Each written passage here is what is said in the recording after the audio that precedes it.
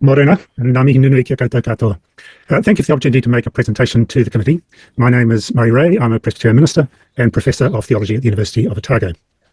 In my written submission, I made two key points in opposing the Treaty Principles Bill.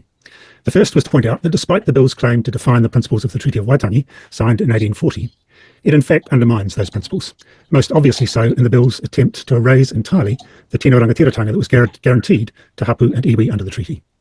The second point I made was to point out, as others have, the impertinence involved in one treaty partner, the Crown, presuming to interpret the terms of the treaty unilaterally without consulting the other party. In supporting my submission further this morning, I want to say more about the relational nature of the treaty. The treaty established a relationship between two parties, the Crown on the one hand, and the chiefs or rangatira of the various hapu throughout Aotearoa New Zealand on the other.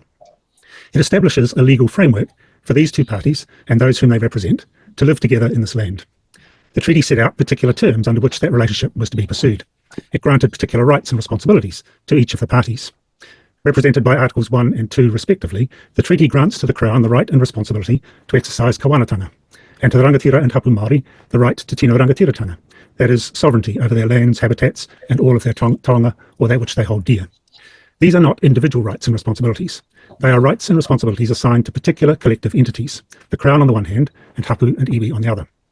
The third article addresses individual rights guaranteed to all citizens, including both Māori and Pākehā or Tau iwi.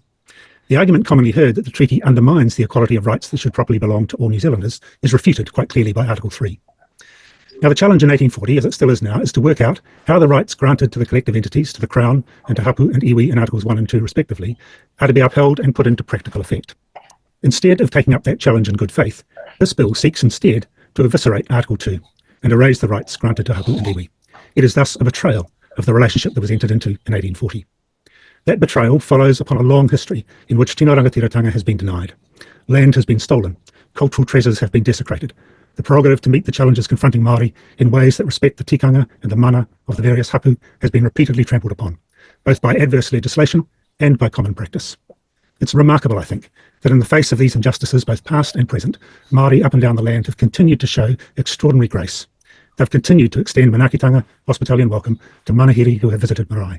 They have continued to seek redress for the injustices done through engaging in good faith in the due processes available through the Waitangi Tribunal. That grace and manakitanga has been severely tested at times by governments of all colours, by other corporate entities and by individuals.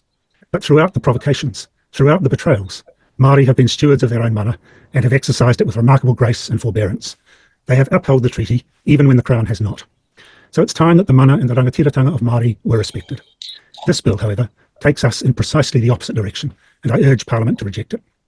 I close, as I did my written submission, with the words of the Reverend Octavius Hadfield, one of the early missionaries, who during the land wars of the 1860s wrote to the Duke of Newcastle, then Secretary of State for the Colonies. And he concluded his letter by challenging the Duke concerning, and I quote, the everlasting disgrace that will come upon the British Empire should they continue to treat Māori so unjustly. This bill is compounding that disgrace and ought not to proceed any further. Nō reira, anei te mihi kia koutou. Thank you for the opportunity to speak with you this morning. Thank you, Murray. That's the 5 minutes right on the dot there. So just on behalf of the committee, thank you for your time with us this morning. Tēnā koutou. Well, that was short, sharp, and sweet.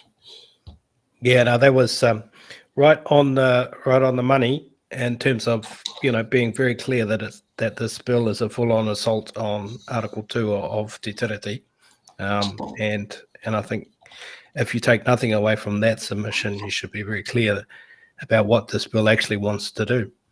So yeah, thank you to the submitter for being very clear. Thanks for watching. Make sure you're subscribed to our Facebook, YouTube, Twitch, Instagram, TikTok.